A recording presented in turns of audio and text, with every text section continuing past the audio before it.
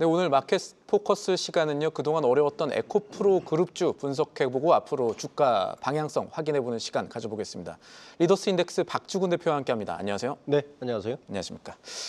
이 공매도 그리고 뭐 전기차 캐즘이라고 해서 생각보다 전기차가 팔리지 않는 구간 때문에 그동안에 우리 2차 전지주 굉장히 많이 어려움을 겪었었는데 그래서 투자하시는 분들이 많습니다. 네. 소위 말하는 물린분들 많아서 언제 반등 올 거냐 이거 궁금해하시는데 증권가에서요. 올해 흑자 전환을 할 수 있고 에코프로 그룹주들 반등할 수 있다라는 분석이 나왔습니다. 네. 우리나라에서 재무제표 가장 디테일하게 보시는 분이 박주근 대표로 저는 생각을 하고 있는데 대표께서는 증권가에서 나온 이런 분석들에 대해서 어떻게 판단하십니까? 우선 몇 가지 짚어볼 부분이 있죠. 업황부진을 벗어날 것인가 이 네. 부분 좀 퀘스천입니다. 올해 안에 쉽지 않을 것 같고요. 우선 업황부진에 대해서는. 그러니까 이걸 캐즘이라고 이야기하는 분도 지금 캐즘 이야기했는데 캐즘이 이렇게 오래 가지 않습니다. 그러니까 전기차 전체에 대한 인프라를 다시 한번 전기차 쪽에 관심 있는 분은 점검을 해봐야 될 필요가 있고요. 관세 전쟁은 사실은 2차 전지주하고는 크게 상관이 없습니다. 제가 볼 때는. 예. 공매도 부담이 좀 단기적으로 문제고요.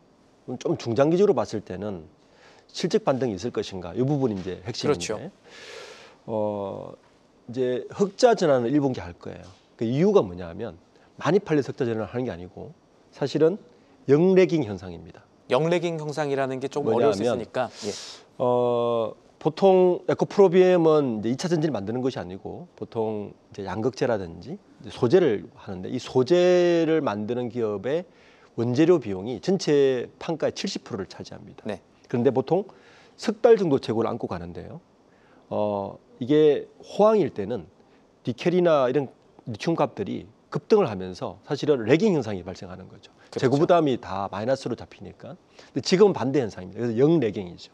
그러니까 석 달 전에 산 니켈이나 리튬 가격이 계속 떨어지고 있어요. 그러다 보니까 석 달 전에 받았던 있던 요거를 보통 기업들은 자기 충당금으로 잡습니다. 그러니까 미리 사놓은 가격이 떨어질 것 같아 그러면 일단 마이너스로 다 빼놔요. 예. 이걸 이제 재고평가 충당금이라 그러는데 은행에서 충당금 쌓듯이. 그렇죠. 예. 요게 이제 작년 연결 기준으로 2,430억이었는데 충당금이 쌓여 있었죠. 4분기 기준으로. 요게 70% 정도가 그러니까 70%면 1,700억 정도죠. 요게 충당금이 환입이 돼 버렸습니다. 그러면 1분기가 이 충당금 환입으로 인해서 흑자가 되는 거예요. 회계적으로 흑자가 되는 거예요. 그러니까 많이 팔려서 흑자된 게 아니고 현금 흐름 측면에서 돈이 더 들어오는 게 아니라 우리가 재무적으로 쌓아놨던 이 충당금이라는 숫자가 이제 조금 개선된 그렇죠. 효과가 있다. 그러니까 2,400은 못 쓰는 돈이라고 놔뒀는데 예. 이게 원재료 값이 떨어지면서 영내기능이 발생하면서 이게 쓸 수 있는 돈으로 환입이 된 거죠. 그러면 회계적으로 1분기에는 플러스가 될 수 있습니다. 이게 이제 흑자 전환이 된 거예요. 그러면 이제 문제는 뭐냐면 요게 오래 갈 것인가. 근데 이 영내기능 현상은 한 분기밖에 못 갑니다. 아까 제가 말씀드렸죠. 재고 부담을 석 달만 가져가니까 석 달마다 레깅 현상이 계속 발생하는데 예. 만약에 지금처럼 계속 떨어진다. 원재료 가격이, 니켈 가격이. 그러면 2분기에도 그 흑자 전환은 반영되겠죠. 문제는 이제 체력인데 과연 중장기적으로 에코프로비엠이라든지 2차 전지 재료 업체들이 이걸 가져갈 수 있을까? 이게 이제 핵심입니다. 어쨌든 2분기까지는 제가 볼 때는 영내기능 현상이 발생할 수 있다. 그래서 흑자 전환은 계속될 것이다. 그러니까 회계적으로는 괜찮은데 그 회계적으로 이득을 보는 구간에서 실제로 양극재가 좀 더 잘 팔린다던가 네. 아니면 그룹주 전체에서 이 전기차 전체 업황이 살아날 가능성이 그렇게 크지는 않을 수 있다라고 보시는군요. 그렇죠. 지금 그래서 보면 2차 전지 업체들이 공통점 하나가 있어요. 우리가 삼성 SDI가 유상증자를 했잖아요. 예. 예. 아마 2차 전지 업체 여러 곳에서 유상증자를 할 것 같은데 왜 하느냐? 살아남기입니다. 그러니까 이 구간을 서바이벌 해야 생존을 하면 다음 분명히 있을 것이다라고 해서 지금 다 그렇게 가고 있는 게 전체적인 현상이에요. 에코프로비엠도 그렇게 가고 있는 거죠. 지금은 체력을 비축할 때가 핵심입니다. 그러니까 영내기능 현상 이런 것은 단기적인 사건들이고 지금 여러 가지 예를 들어서 니켈을 그러면 앞으로는 수입을 하지 말고 직접 광산을 사서 하는 건가 지금 만들어진 거죠. 그러니까 이런 현상들을 보면 삼성 SDI가 왜 유상증자를 하느냐 이런 여러 가지 현상들을 보면 2차 전지 업체들은 지금 누가 호황이 오기 전에 체력을 보충하고 있느냐가 핵심 화두가 된 거죠. 지금 유상증자를 얘기하셨고 우리 2차 전지 그룹주들 유상증자 가능성이 더 높아지고 있다라고 말씀하셨어요. 에코프로 그룹은 지금 유상증자 하겠다고 발표하지 않았습니다. 지난해 네, 이후에는. 그렇죠. 그런데 할 가능성이 있다라고 보시는 거죠? 그러면 에코프로 머티리얼즈가 유상증자를 했죠. 예. 4천억 정도 했죠. 그거는 한 이유가 뭐냐면 이렇게 봤어요. 에코프로 머티리얼즈의 유상증자를 한 곳이 PF입니다. 한영의 뭐 E&I든지 다 예. PF가 3천을 유상증자했는데 이유는 단 한 가지예요. 에코프로 머티리얼즈는 전구체를 만드는데 아시다시피 전구체의 70%가 중국산이에요. 미국이 미중무역 전쟁이 강해지면 전구체에 그러면 중국에 대안 아니면 어디가 있을까? 한국밖에 없습니다. 기대심리 살아날 수 있죠. 예, 그게 바로 에코프로 머티리얼즈예요. 그러니까 지금은 적자인데도 4천억의 제3자배당 유상증자를 했단 말이에요. 그러면 PF 입장에서는 사모펀드 입장에서는 투자 가치가 있다고 본 거죠. 트럼프 2기 정부에서는 이게 더 강해질 것이다. 예. 이렇게 해서 이제 에코프로 머티리얼즈를 유상증자를 했는데 나머지 에코프로 그룹에서는 유상증자를 올해는 하지 않을 것입니다. 왜냐하면 지금도 하방 압력이 센 데다가 유상증자를 에코프로 머티리얼즈는 할 이유가 분명히 있었어요. 예. 그 나머지 그룹에서는 굳이 지금은 추가로 투자할 이유도 없고, 예. 그렇죠? 그리고 이미 하방 압력을 받고 있는데 유상증자를 함으로써 주가를 희석시킬 필요도 없어요. 그래서 올해는 유상증자하지 않을 거라고 저는 보고 있습니다. 지금 증권가에서도 삼성 ASDI도 했으니 에코프로 같이 지금 보릿고개 지나는 곳들 아무래도 자금 조달은 유상증자가 큰 역할을 하는 거니까 하지 않겠느냐라는 시각들도 있었고 그런 것들이 주가에 사실 좀 안 좋게 반영도 됐었는데 네. 대표님이 지금 재무구조라든가 아니면 상황 봤을 때는 에코프로라든가 에코프로 BM 같은 경우는 유상증자 가능성이 실제로는 높지 않을 없다고 것이다. 봅니다. 라고 왜냐하면 보시죠. 다르게 예. 봐야 되는 게 삼성 SDI나 LG 엔솔이나 SK온의 경우에는 이미 그 투자를 계속 해야 되는 입장이에요.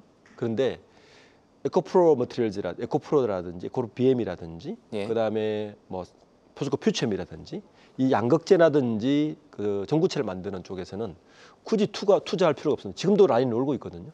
예, 그러니까 좀 다르게 봐야 된다.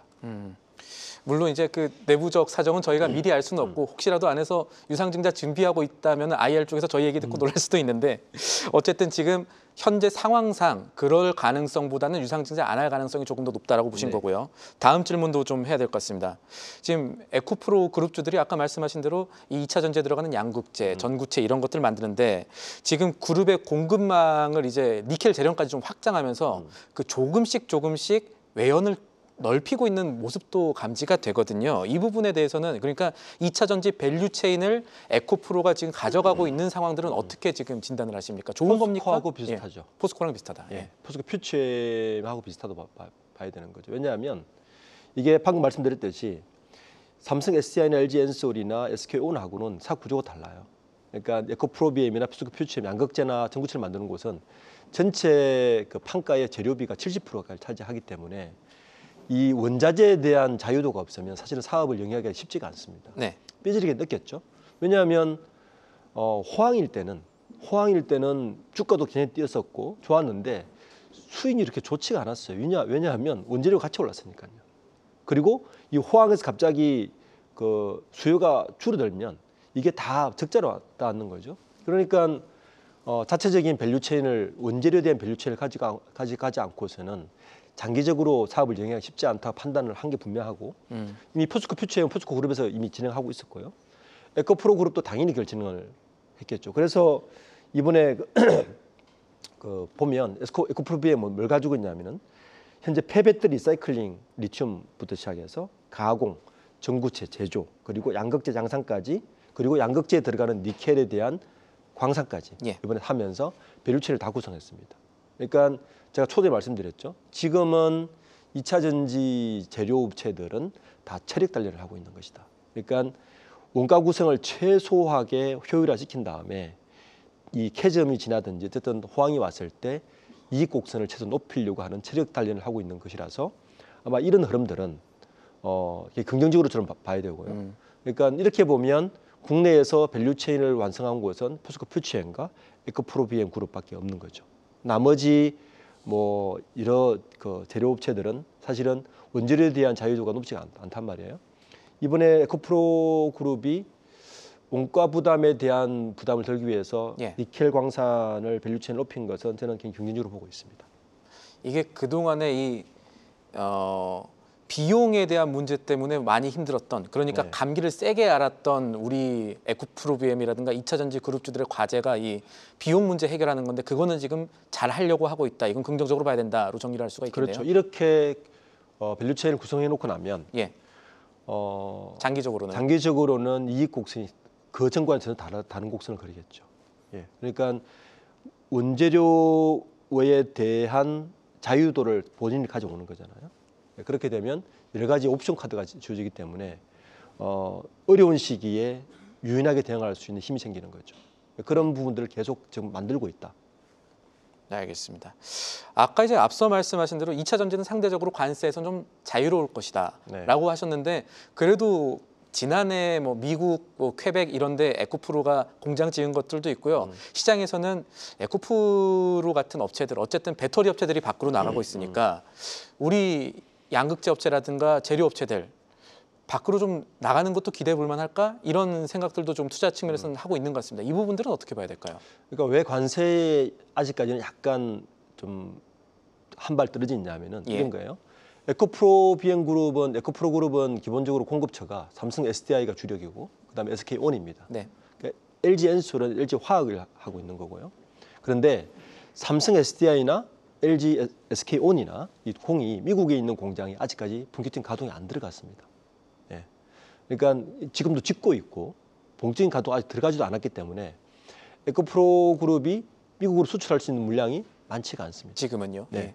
오히려 유럽에 있는 쪽으로 수출을 하죠. 그러니까 유럽 쪽은 이 관세하고 상관이 없는 곳이니까 미국의 관세의 직격탄을 아직 피하고 있다고 보시면 됩니다. 만약에 삼성 SDI나 SK온에서 미국 공장이 굉장히 다 준공이 되고 많은 물량을 소화하고 있다면 이때는 문제가 달라지지만, 어떻게 보면 불행 중 다행으로 봐야 되는 거죠. 이 시간은 벌었다. 예. 그래서 관세에 대한 2차 전지 제조업체들은 아직까지는 관세 폭풍에서는 피하고 있다고 봐야 됩니다. 알겠습니다. 사실 이 에코프로 관련주들은 우리 시장에서 굉장히 중요한 역할을 몇 년 전만 해도 투자 측면에서 차지하면서 황제주 얘기도 나왔었고요. 네. 그때 사실 투자 결정하셨던 분들은 아직도 이 에코프로란 이름만 나와도 사실은 좀 가슴이 아픈 그런 구간들이 있을 겁니다. 그래서 앞으로 이런 것들이 장기적으로 해결되는 구간에 갔으면 좋겠는데, 만약에 지금 상황에서 신규 투자를 한다던가 어떤 투자를 결정할 때 지금 에코프로 그룹 가운데 저희가 항상 물어보는 질문이지만 그룹주 가운데 조금 주목해 볼 만한 종목, 탑픽주라고 볼 만한 종목이 있을까요? 그러면? 저는 전구체를 만들고 있는 에코프로 머티리얼즈를 좀 봅니다. 왜냐하면 예. 이 관세하고 별개의 문제로 미국 트럼프 2기 정부도 결국에는 전기차를 갈 수밖에 없을 상황이 될 거고요. 왜냐하면 일론 머스크가 있지 않습니까? 이 시장을 그대로 두고 보진 않을 것이고, 그렇게 되면 결국에는 미국에 지어놓은 여러 삼성 SDI 공장이라든지 SK온이라든지 공장을 돌려야 되는데, 전구체, 양극재야 뭐 거기서 공급한다 하더라도 전구체는 중국에서 벗어나기 쉽지가 않습니다. 근데 중국에서 벗어날 수 있는 유일한 곳이 에코프로 머티리얼즈예요. 네. 전구체를 소화할 수 있는 곳이. 그러니까 이번에 사실 3자 배당 유상증자에도 PEF가 굉장히 공격적으로 투자를 했단 말이에요. 그런 부분을 봐야 되는 거죠. 왜 투자했을까? 지금은 적자란 말이에요. 기저 효과도 있을 것이고, 그리고 이 캐즘에서 좀 경기가 좀 빠져나오고 조금만 돌아가면 그쪽이 먼저 뜰 것이라 저는 보고 있습니다. 네. 예. 지금 말씀하신 부분들이 그동안 좀 어려웠던 우리 2차 전지 투자자들한테도 도움이 좀 됐으면 하는 바람입니다.